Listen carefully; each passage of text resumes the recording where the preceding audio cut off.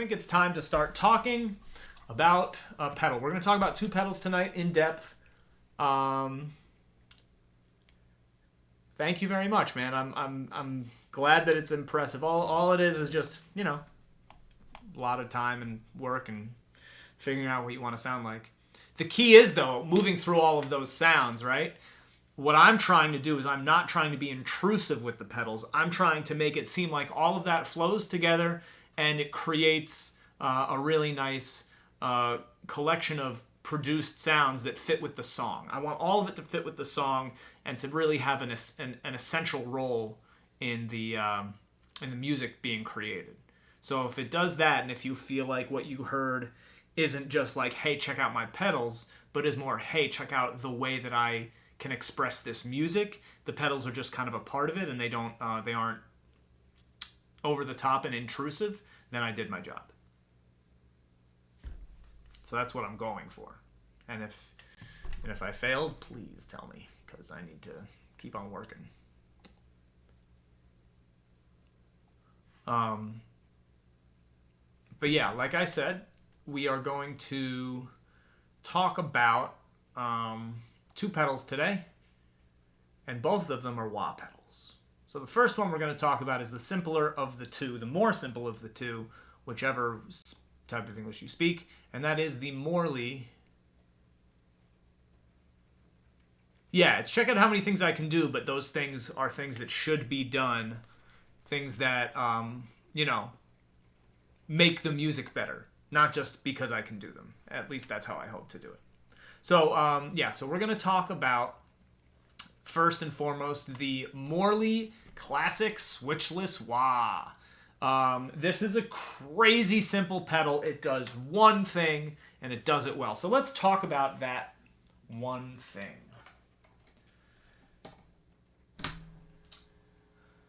The Morley situation is really cool. They call it a switchless wah because... Oops, sorry about that. They call it a switchless wah because, unlike most wah pedals, it doesn't have a switch. Most wah pedals, when you turn them on, you have to press really hard down with your toe to engage the switch that is hidden underneath the toe of the wah pedal to turn it on and turn it off, much like the foot switches that you see on normal pedals. It's just underneath the actual rocking back and forth part of the wah pedal. This has a couple of issues. First of all, one of the main issues is that there usually is not a light to tell you that the pedal is on or off, so you just have to remember and or guess. The other problem with that is that it can make a pretty loud click a lot of the time. Now, one thing that is different than switchless wahs as well, but isn't necessarily a problem, is that those types of wah pedals are called floating pedals, meaning that they will stay wherever you place them. So if you put the toe all the way down, it'll stay there if you take your foot away.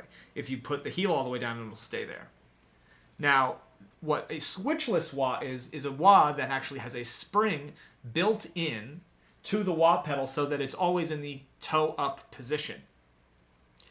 And the way that you engage the wah pedal isn't like the other situation where you stomp on it really hard to turn that switch on.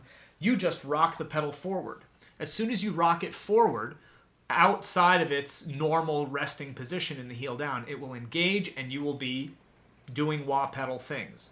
So, to engage a Morley switchless wah, all you got to do is start wahing. You can hear it now a little bit, kind of the empty space of, right? And that's me just moving my foot back and forth. Now, this Morley, unlike other Morleys, does not have any settings that can be changed on it, and it does not have anything that can be altered about it. Just move your foot, and that's it. So for those who are looking for a beautiful sounding wah pedal that does not have a whole lot to it and does not require a whole lot of thought and work and time spent learning the pedal, this is perfect. So, without further ado, this is what the Morley wah sounds like. The switchless classic wah.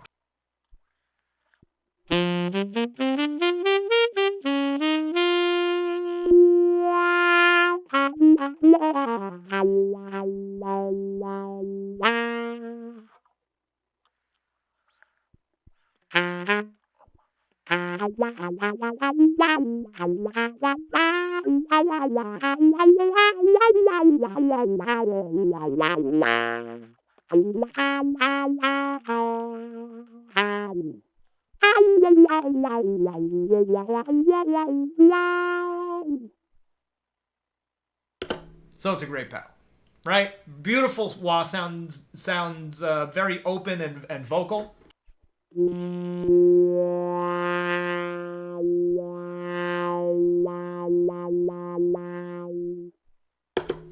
And it really doesn't have any problems. I really like the way it sounds. I think it's a nice, warm, round sound. It can be very useful.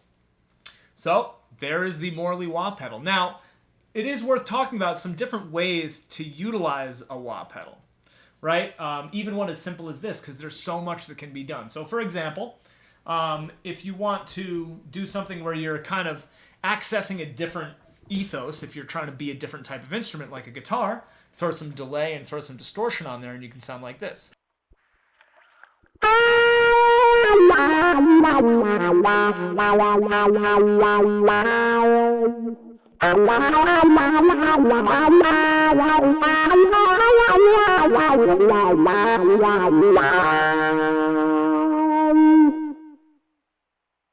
The wah paired with the distortion will help you be more convincing as a lead guitar sound than the distortion without the wah. Mostly because it keeps you from sounding exactly like a saxophone still, and so that kind of lack of familiarity with the sound will contribute to the ear picking it up more as a guitar. But even with some cool delay, this can be a very, very interesting and unique pedal. So check this out. If you just put a lot of delay on there and use it kind of in an ethereal type of way, then this will be something really, really useful.